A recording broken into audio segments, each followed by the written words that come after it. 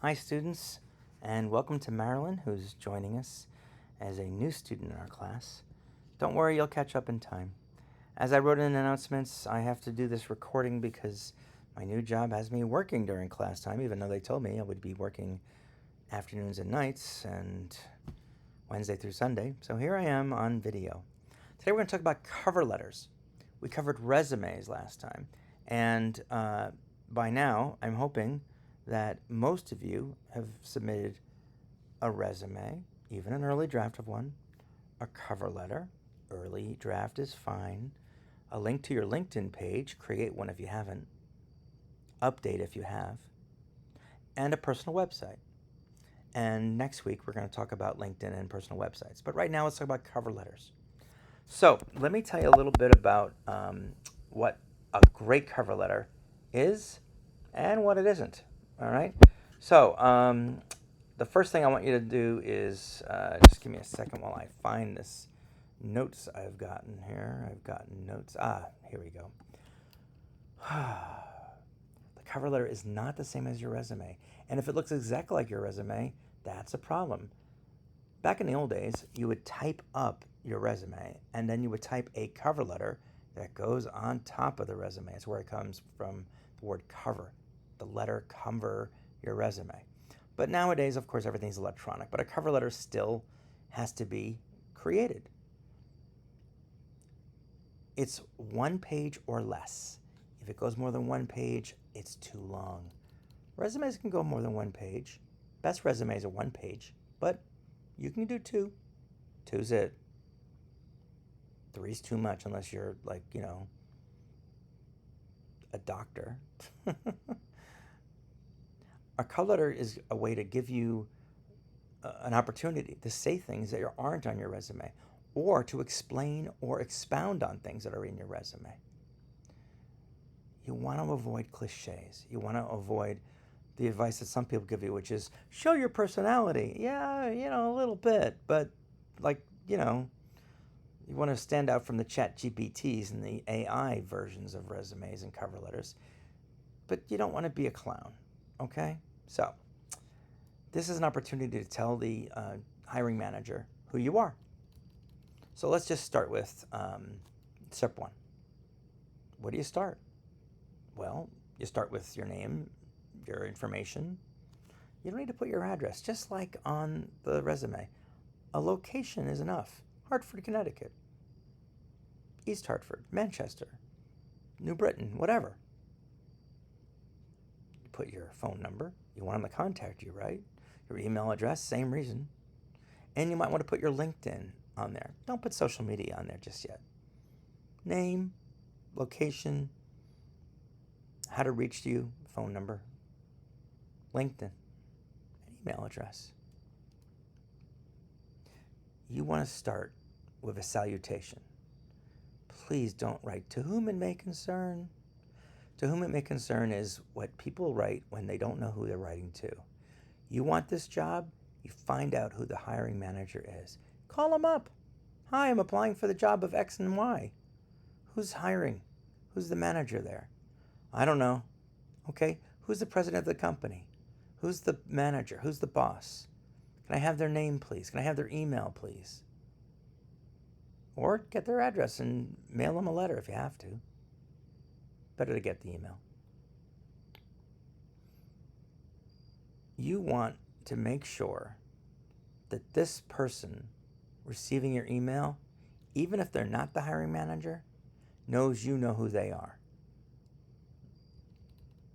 Now, after you've got your contact information, like at the top of your resume, you could pretty much copy that over, but maybe not exactly. After you've got the name of the person you're writing to, what are you going to write? You want them to know you're interested in this job. So say so. Don't say you're considering. Don't say you'd like to apply. I'd like chocolate ice cream, but I'm not going to get any right now because it's 11 o'clock at night and I should be in bed. No, I have applied for the job of X and Y. I want to work for your company. Don't look, don't like, don't want, just tell them, I'm applying to work for your company. You don't need to tell them who you are. Hello, Mr. Smith. My name is Dawn Ennis. Well, it's on the top of the frickin' cover letter, so you don't need to put that again, right? Why are you applying? And also, if you're excited to apply for this job, that's very nice. But I don't care. I don't care that you're excited. How is that going to help me? I need to fill this job. So what your job is to sell me on you. You might want to tell me why you are applying for this job. I have always wanted to work at the X and Y company, or I have shopped at X and Y business for all my life, and my family too. We are loyal customers, or we believe in this, or I've always wanted to work in this industry. And I find that this would be a great start, and I can do a lot of things. What kind of things? What can you do? You know those skills that I try to discourage you from putting on your resume? You can put them on your resume, especially if you need to flush it out and expand it a little bit. But this is where the skills go. The skills go in the cover letter. I am energetic. I am enthusiastic. I am well educated. I have a great GPA at University of Hartford. I'm the leader of this. I've accomplished that. Here's a link to something I did. I have years of customer service experience. I have solved problems. But don't put unspecific information. I have leadership skills.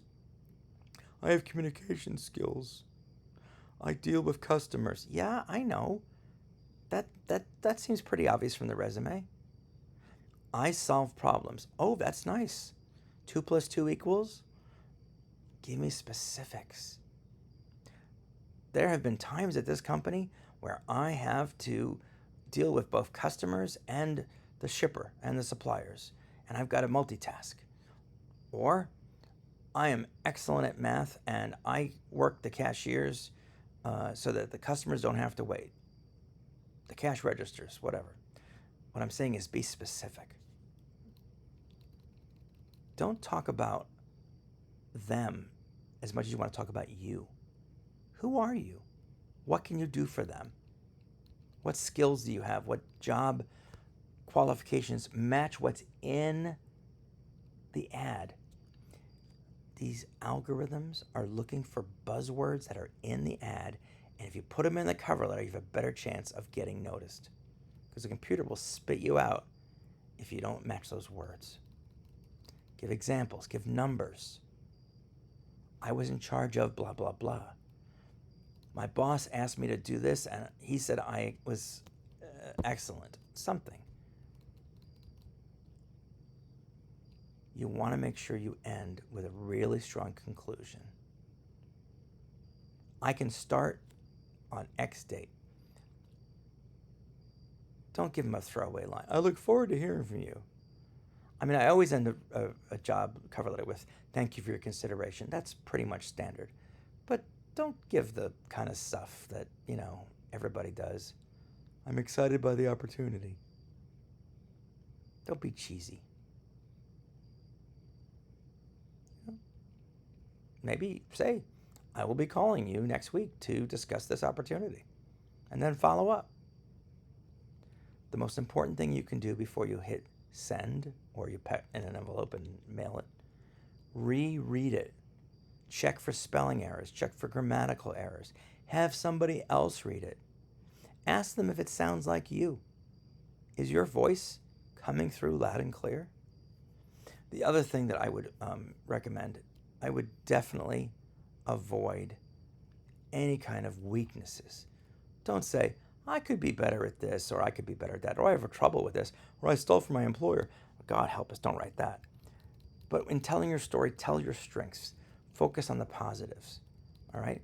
And make sure every cover letter should be customized for that particular employer. And I disregard those advices you'll see on the internet about putting your personality in there. You know what? Save that for the interview. I mean, we want to hear your voice, but we don't want to. This is not a stand-up routine, okay? It's good to tell your story, especially if it's something unique. I had a student last year who sang opera.